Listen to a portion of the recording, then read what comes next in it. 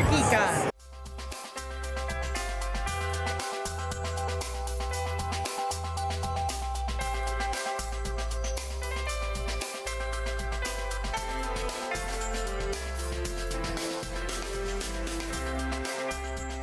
My name is Maggie Bowman, and I'm the series producer of Hard Earned.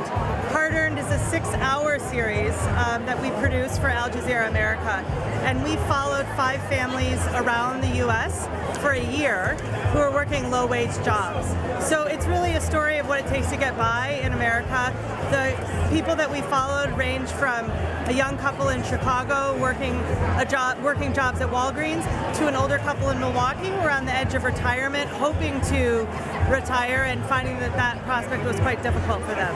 So it's really kind of a story of the new economy and some of the faces behind that. I think the thing that we found consistently across all of the stories was how much the quest to just have a stable home and a living environment was for each of our characters. So that was something that was just, every one of them was struggling for that and trying to, whether it was Jose sharing a bed in his mother's basement with his son and his girlfriend. DJ and Taquita had been burned out of their apartment, were living with DJ's mom, and then they found their own.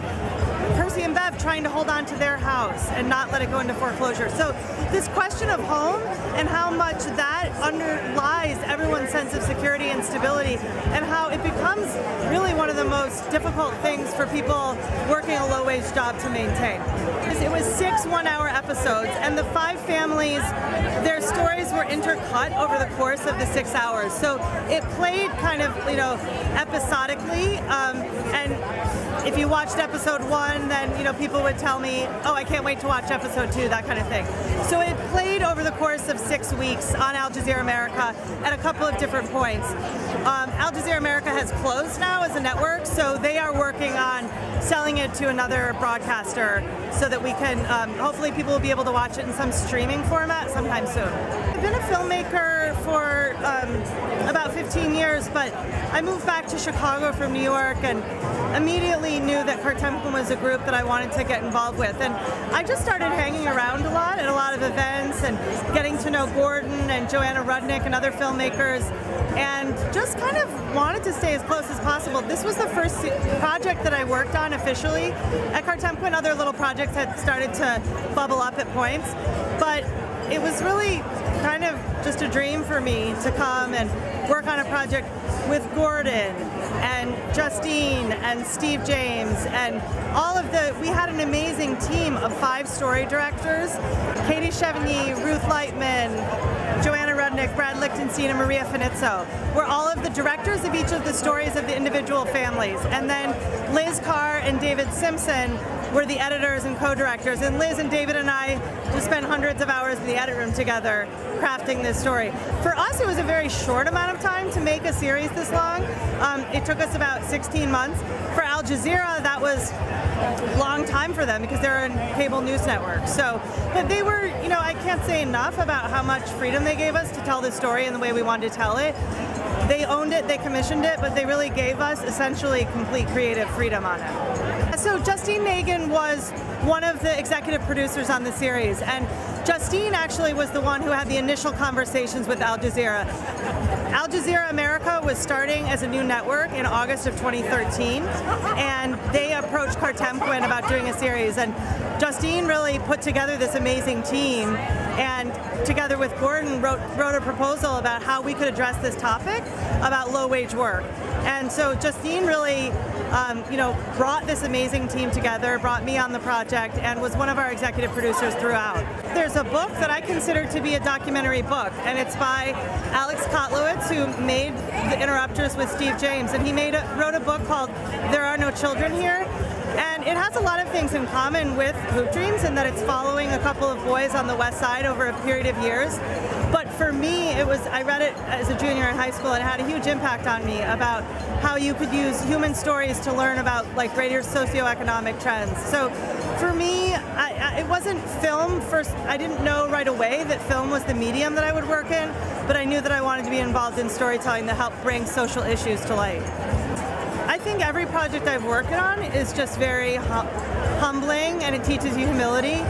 I just felt so humbled that all of our subjects would open up their lives to us in the way that they did, with sharing some of the most intimate details of their financial lives and their personal lives. So I think that idea that you can walk into a situation, a story, and think that you have an idea of what story you want to tell. And it doesn't work that way with documentaries, especially not when you're kind of building a really collaborative relationship with your subjects. KTQ Labs is a community feedback program for films that are in progress. These are usually for films that are sort of not Kartemquin films, but people in the wider filmmaking community who bring their film because they want to get feedback from Kartemquin folks. That same type of feedback screening, we definitely had a number of those throughout the process of making Hard Earned. And that type of feedback that's part of KTQ Labs is essential to the filmmaking process at Kartemquin, which is you kind of get in a room with a bunch of your peers, show something, sometimes at a very rough stage, and no holds barred, people will, just tell you what they think about it. And it's, it can be at times, sometimes hard to hear the feedback, but so many brilliant minds in a room, I can't tell you how many constructive comments we would get out of those sessions and how much it helped us shape what this series would be about and how we could tell that story. Last week, I mean, less than $300. I'm at $10.50 right now. $10.50 still can't pay no bills. This is where we all three sleep. Estamos viviendo aquí, pequeño garage.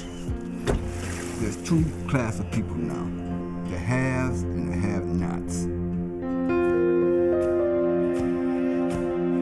I just want to live a typical American dream.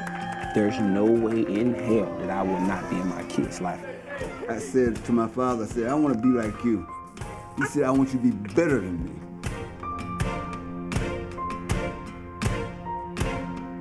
We have to keep going.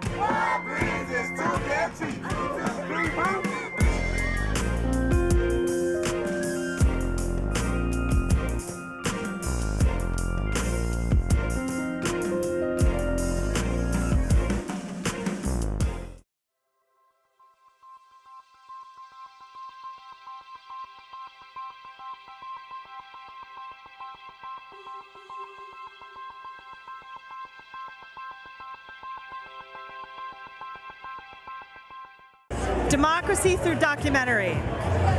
I believe in it. No, that's stupid. Hold on. Please sign whatever you want to do. That was pretty good, though. Democracy through documentary.